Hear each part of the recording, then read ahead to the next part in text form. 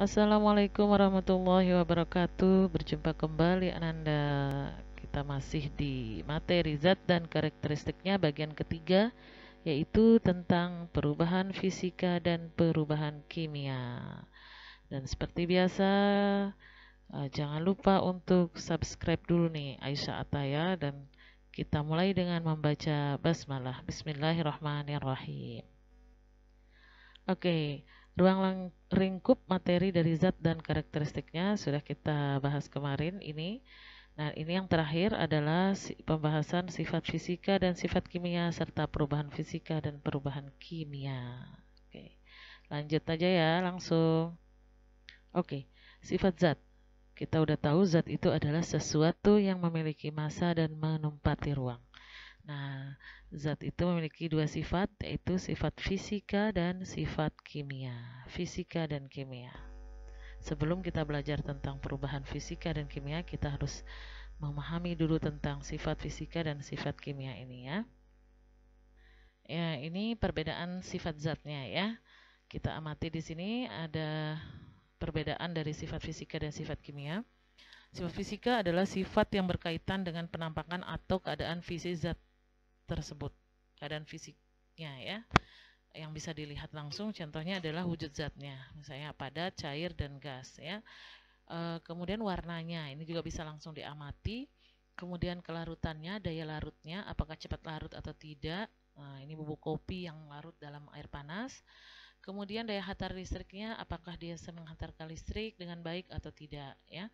Kemudian kemagnetannya, itu sifat fisikanya ya, bisa memiliki sifat-sifat magnetik atau tidak. Nah, kemudian sifat kimia. Sifat kimia ini adalah sifat yang berkaitan dengan perubahan kimia yang terjadi pada zat tersebut. Contohnya, apakah mudah terbakar atau tidak ya, seperti bensin, kayu itu mudah terbakar. Kemudian mudah busuk dan menjadi asam tidak, kemudian menjadi basi ya, seperti makanan-makanan ini biasanya cepat busuk dan basi ya. Kemudian berkarat, bisa berkarat atau tidak ya, atau cepat berkarat atau tidak. Contoh yang cepat berkarat itu contohnya adalah besi ya, karena terkena air dan udara. Kemudian mudah meledak atau tidak ya. Ya, ini ada beberapa zat yang mudah meledak, ada juga yang tidak mudah meledak ya. Kemudian beracun. Nah, apakah zat itu beracun atau tidak? Salah satunya adalah contoh yang gas beracun ini adalah asap kendaraan bermotor yang mengandung karbon monoksida. Ini berbahaya bagi manusia. Oke, ini perbedaan sifat fisika dan sifat kimia. Selanjutnya kita masuk ke perubahan zat. Ya, semua benda di dunia ini pasti akan berubah ya. Semuanya pasti akan berubah. Termasuk manusia itu pasti akan berubah ya.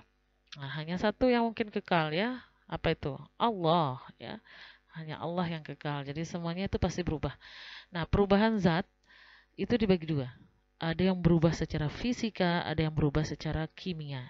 Ya, perubahan fisika dan perubahan kimia. Apa perbedaannya? Ini yang akan kita pelajari. Nah, ini pengertiannya, perubahan fisika adalah perubahan materi yang tidak disertai dengan pembentukan zat yang jenisnya baru. Jadi, ketika dia berubah benda itu tapi tidak ada zat baru, maka itu adalah perubahan fisika. Nah, sedangkan perubahan kimia kebalikannya, suatu perubahan materi yang menghasilkan jenis dan sifat materi berbeda atau baru dari zat semula. Nah, disebut juga dengan reaksi kimia biasanya kalau perubahan kimia ini ya.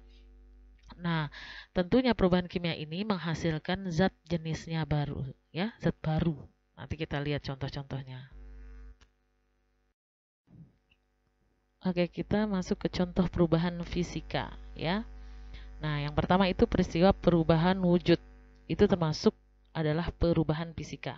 Ingat ya, perubahan wujud itu adalah perubahan fisika.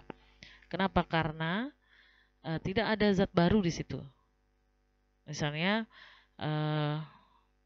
contoh perubahan wujud ini kan mencair, membeku, menguap, mengembun, menyublim, mengkristal ya. Ada 6 proses dari perubahan wujud itu. Nah, itu semuanya itu tidak ada zat baru yang dibentuk. Contohnya di sini adalah lilin yang mencair itu. Nah, lilin ini kemudian padat lagi, nanti akan menjadi lilin yang baru, ya. Jadi komposisi zatnya masih sama. Begitu pula ketika air yang mencair, es yang mencair seperti pada gambar di sini yang dimasukkan ke gelas ini. Es batu itu kan adalah air. Ketika dia mencair itu menjadi air, dan air ini bisa jadi es batu lagi, Jadi bisa kembali lagi menjadi es batu. Jadi masih sama zatnya. Kemudian air hujan juga, terjadinya hujan itu kan mulai dari proses penguapan air laut atau air yang ada di permukaan bumi menjadi awan, kemudian jatuh menjadi hujan, air lagi. Nah, jatuh lagi mengalir lagi ke laut lagi begitu. Nah, itu siklus air ya. Itu zatnya masih sama dan bisa kembali menjadi air kembali ya. Nah, kemudian sama juga digambar di sampingnya ini adalah proses penguapan atau air yang mendidih ya. Air yang mendidih ini dia berubah menjadi uap. Dia juga uap air juga ini, sama-sama air ya. Oke. Jadi ini contoh perubahan fisika itu perubahan wujud satu. Yang kedua itu perubahan bentuk dan ukuran. Jadi perubahan fisika itu contohnya perubahan bentuk dan ukurannya saja. Contohnya adalah kayu berubah atau dibuat menjadi kursi, meja, dan sebagainya. Itu sifat meja, kursi ini masih sama dengan kayu. Ya, masih sama. Jadi hanya berubah bentuknya saja. Jadi ini termasuk perubahan fisika. Kemudian yang kedua itu gula yang dilarutkan dalam air. Gula yang dilarutkan di dalam air ini, gula ini kan ketika diaduk dia akan melarut bersama air. Ini hanya berubah ukurannya. Jadi gula itu akan berukuran semakin kecil. Tapi sifatnya masih sama. Larutan ini masih terasa manis seperti gula. Nah, jadi dia masih hanya berubah secara fisika saja, ya. Karena komposisinya atau zat penyusunnya masih sama, rasanya masih manis. Kemudian contoh berikutnya adalah beras ditumbuk menjadi tepung. Ya, jadi beras ketika ditumbuk menjadi tepung itu hanya merubah bentuk dan ukuran. Nah, jadi hanya itu termasuk perubahan fisika ya, hanya merubah bentuk dan ukurannya saja. Rasanya, warnanya masih sama ya. Nah, berbeda dengan perubahan kimia. Ya, sekarang kita bahas. Nah, ini contoh perubahan kimia. Contoh perubahan kimia ini banyak ya. Yang pertama itu pada proses pembakaran atau pemanasan. Ini misalnya adalah pembakaran kayu yang menjadi arang. Jadi arang itu sudah berbeda dengan kayu. Arang itu adalah zat baru dari hasil pembakaran. Nah, arang juga tidak akan bisa menjadi kayu lagi, sudah tidak bisa balik lagi, berbeda dengan perubahan fisika tadi ya. Nah, termasuk kertas yang dibakar menjadi abu. Contohnya, abu ini zat yang lain dari kertas. Sudah zat baru dia dan tidak bisa balik lagi menjadi kertas tentunya. Nah, kemudian beras menjadi nasi. Nah, berbeda tadi beras ketika ditumbuk menjadi tepung beras itu perubahan fisika, hanya fisiknya ukurannya yang berubah. Tapi kalau ini secara kimia dia berubah. Rasanya, warnanya bahkan mungkin berubah, ya. Beras dengan nasi tentu berbeda rasanya, ya. Nah, kemudian contoh selanjutnya adalah telur digoreng atau apapun yang dimasak ya, itu pasti berubahnya secara kimia karena warnanya berubah, rasanya juga berubah ya. Nah, seperti ini. Ini termasuk perubahan kimia. Contoh selanjutnya adalah proses pembusukan. Jadi pembusukan ini atau pelayuan gitu ya. Jadi pembusukan ini contohnya ini adalah buah yang membusuk ya. Nah, di sini udah berubah nih ya. Udah nggak bisa lagi jadi pisang yang baru. Ini buah pisang yang membusuk ya, atau yang layu ya. Udah nggak bisa lagi menjadi pisang yang baru dan tentunya rasanya lain. Warnanya juga udah berubah ya. Begitu pula nasi yang menjadi basi ini. Ini perubahan kimia ya. Kemudian bunga yang layu.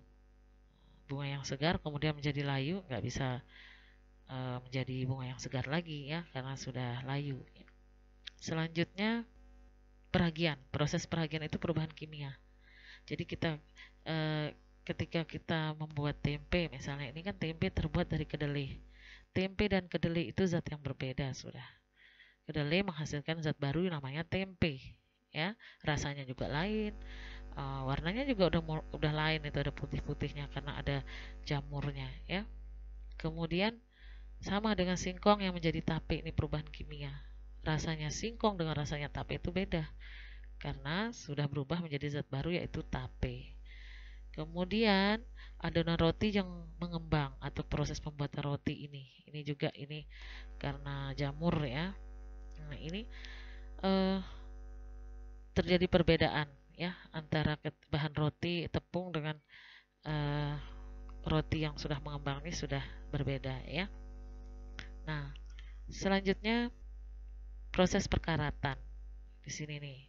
Nih di video ini ada proses besi yang berkarat ya. Besi yang berkarat ini terjadi karena reaksi antara udara dengan air ya. Jadi kalau ada air di besi kemudian bereaksi dengan udara atau oksigen, maka dia akan berkarat.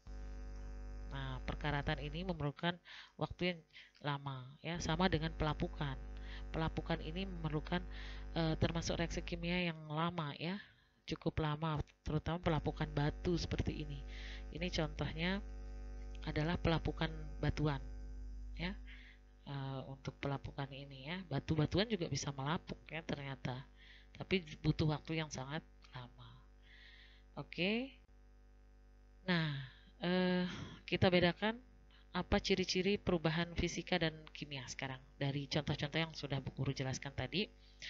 Nah, ini tolong diingat menjadi catatan kalian, perubahan fisika itu tidak ada zat baru. Ingat, fisika tidak ada zat baru, maka kimia kebalikannya. Terbentuk zat baru di situ, ya. Nah, yang kedua, kalau perubahan fisika itu bisa kembali ke kondisi semula, seperti contohnya hujan tadi ya, atau es yang mencair, itu bisa balik lagi, ya. Nah, sedangkan perubahan kimia itu nggak bisa balik lagi. Abu tidak bisa menjadi kertas lagi, ya. Kemudian yang ketiga, komposisi materi tidak berubah. Nah, contohnya tadi gula. Gula yang dilarutkan menjadi larutan gula rasanya masih manis. Nah, sedangkan kalau perubahan kimia itu komposisi materi sebelum dan setelah reaksi itu sudah berubah. Sudah berbeda dia. Ya, seperti pembuatan tempe tadi itu udah lain, rasanya udah lain, apalagi di tape itu singkong itu terasa kalau kita makan tuh nggak terlalu manis ya, tapi setelah dibikin tape jadi manis gitu. Nah, itu udah sangat manis bahkan ya. Sudah berbeda komposisinya, glukosanya atau gulanya udah tinggi di situ. Nah, kemudian yang ketiga, yang keempat, terjadi pada perubahan wujud, bentuk, dan ukuran. Jadi fisika itu terjadinya pada perubahan wujud, bentuk, dan ukurannya. Sedangkan perubahan kimia itu terjadi pada reaksi kimia pastinya. Yang tanda-tandanya adalah ada perubahan warna, ada perubahan suhu, terbentuk gas, dan endapan. Ya, jadi seperti itu. Ini perbedaannya. Kalau kalian udah tahu ini pasti insya Allah mudah untuk membedakan contoh-contoh perubahan fisika dan kimia ya. Oke, ini Bu Guru berikan lagi contoh perubahan fisika dan kimia karena banyak sekali contohnya. Silahkan kalian baca ini dan kalian bisa temukan di sekeliling kalian itu termasuk perubahan fisika atau kimiakah yang saya lihat di sekeliling saya ini nanti ya. Oke, ini contohnya silahkan dibaca. Nah, setelah ini materi hari ini kita cukupkan sampai sekian. Untuk materi zat dan karakteristiknya sudah habis ya.